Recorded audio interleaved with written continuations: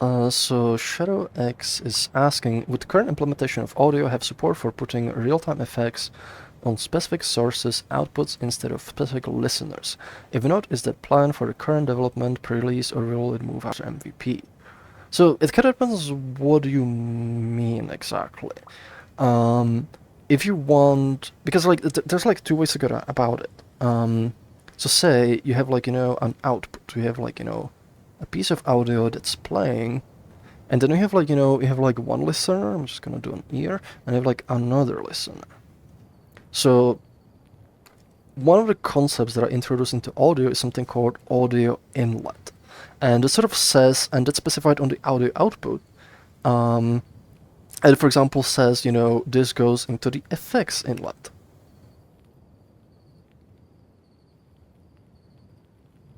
So this goes into the effects. I'm gonna turn this around. So this goes into the effects inlet, and then each listener specifies, what mixers, what filters it uses for a particle inlet. And there can be also like, no effects. I'm just gonna... Oh no, what is happening? Oh, that's not my headset, it's my headphones that are low. How are they low on battery? Why is everything having issues today? I might need to switch headphones in a bit.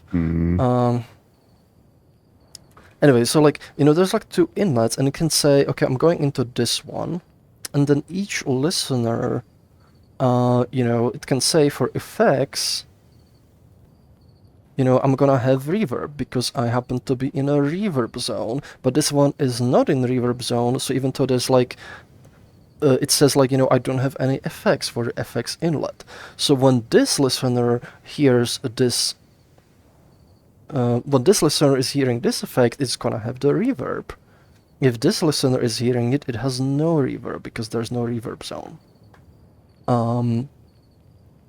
Now, if this specifies I don't have any effects, then even though this one is in the reverb zone, it says, if there's no effects, then the reverb zone is ignored, and this one's also ignored.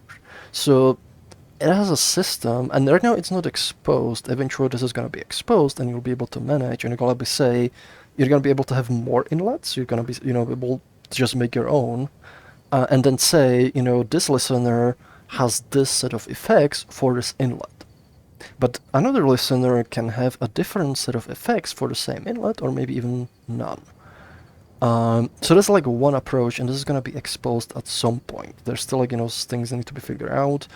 For MVP, I'm not planning to expose it because I'm not comfortable like, exposing something without like working through the implications and like long-term kind of compatibility and such. But that is a system that is supported internally in Awwdio. The other way to go about it is that like whenever is plugged into this. So say like this can be, directly from like an audio source, and it's just being plugged into this. You'll be able to insert effects in between. So you could like insert an effect here, and that way every listener is gonna be affected by the effect no matter what inlet is. That's like, applied specifically for the audio output, and that's specifically the Awwdio DSP system.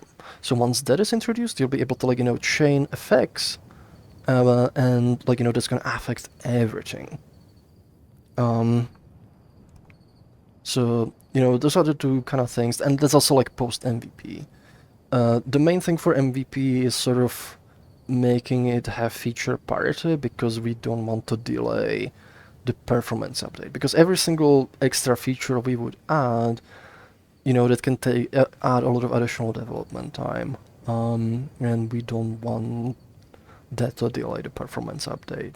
So there's like some small things that like are quick enough that like, they kind of are easy to sneak in, but a lot of these things, they're bigger projects, and we don't want to delay the performance update.